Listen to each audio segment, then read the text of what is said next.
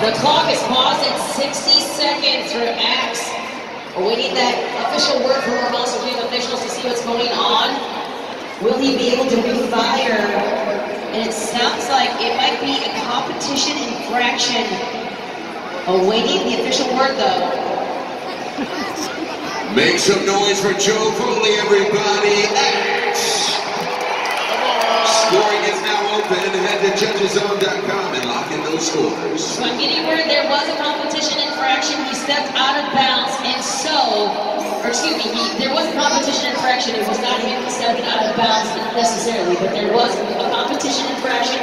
And so for Joe Foley and Axe, his run is over for him. Scores are locked in. Let's take a look at the video board.